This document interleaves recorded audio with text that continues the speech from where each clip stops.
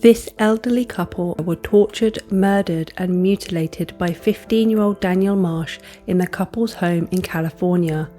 Daniel had an extensive history of antisocial and violent behaviour. He had long been fantasizing about torturing and murdering people and desired to become a serial killer. This case deals with graphic descriptions of torture.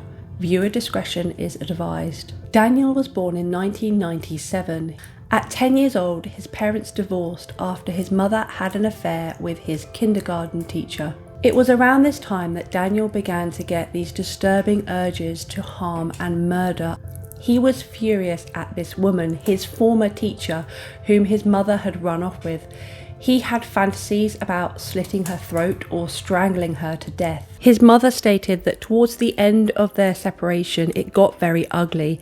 Bill, the father, said horrible things about her to the children and continued to be verbally abusive, which seemed to rub off on Daniel. After the separation, as Daniel split his time between the two households. At 12 years old, Daniel was in the car with his father when he suddenly had a heart attack. Daniel managed to steer the car to safety and pound on Bill's chest repeatedly, starting his heart again. He was recognised by the Red Cross for his bravery. His mother said this was a very traumatic event for Daniel. When she arrived at the hospital, he was just stood there watching Bill. Daniel began to see a therapist, to which he disclosed his torturous fantasies. He was diagnosed as having an adjustment disorder and at just 13 years old was placed on antidepressant medication. Daniel began drinking and smoking marijuana excessively to the point where his father kicked him out. Aged 14, Daniel suffered from anorexia and his weight became so low that he was hospitalized. After this, he was put on more medication, including an antipsychotic. Doctors noted that he was having out-of-body experiences and derealization multiple times a week. Aged 16, Daniel told the school psychologist about his murderous intentions towards his fellow peers. The police were called multiple times, but they deemed Daniel not to be a danger to others or even himself, so no further action was taken. Daniel's medication frequently changed and he was placed on more antidepressants, after which he confided in the school counsellor that he wanted to torture people by peeling skin from their hands and cutting off their eyelids. He admitted that these were just the tip of the iceberg and that these fantasies went much deeper and darker, and he had given up fighting them. He desired to become a serial killer, and everyone he looked at, he imagined how he would kill them. Around this age, he was also watching quite gruesome sexual videos and was incredibly cruel to animals. He killed a cat and a raccoon and was abusive towards dogs. When questioned why, he simply said, "Because I wanted to." On the night of April the 13th, 2013, Daniel decided to make his murderous fantasies come true.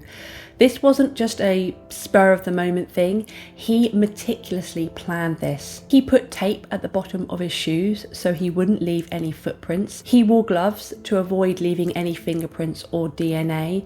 He also wore black clothing and a black mask and armed himself with a 6-inch knife. He left his mother's home in the middle of the night and began searching the streets for any home with a window left open. He checked around 50 before he came upon Oliver and Claudia's home.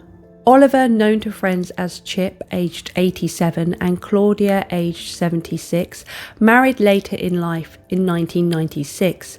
Their joint family included 11 children, 14 grandchildren, and 8 great-grandchildren. They were very well loved and respected in the local community.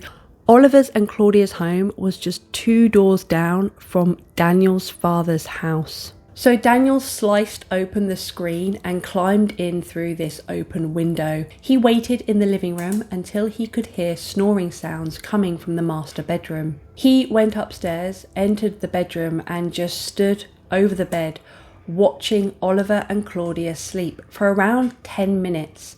In this time, he was thinking about all the ways he could try and kill them. Claudia wakes up and sees Daniel. She starts screaming and Daniel starts stabbing her in the torso. As he's doing so, she is screaming for help, begging Daniel to stop. Daniel later stated that her screams excited him and made him want to attack her more.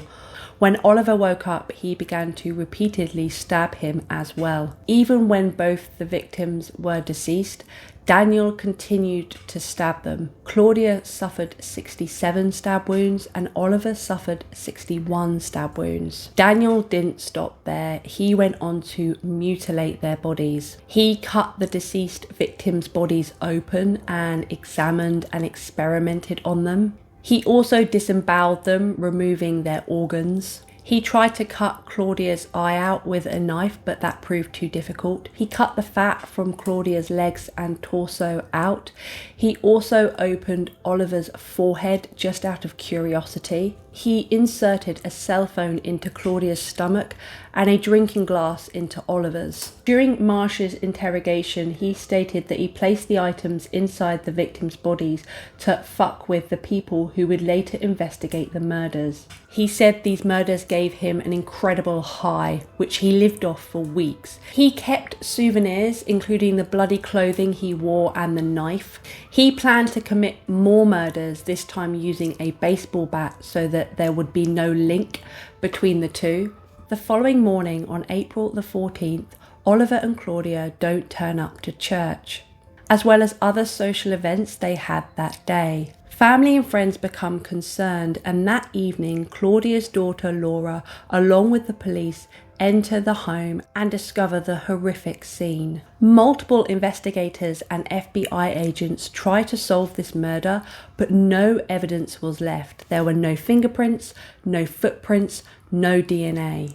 Daniel's downfall was his own arrogance. He went around to his friends bragging that he committed those murders and even gave gruesome details. He even described to his girlfriend how amazing it felt. A few days later, he showed his friends some items that he had kept, including the clothing he had worn and the knife he had used.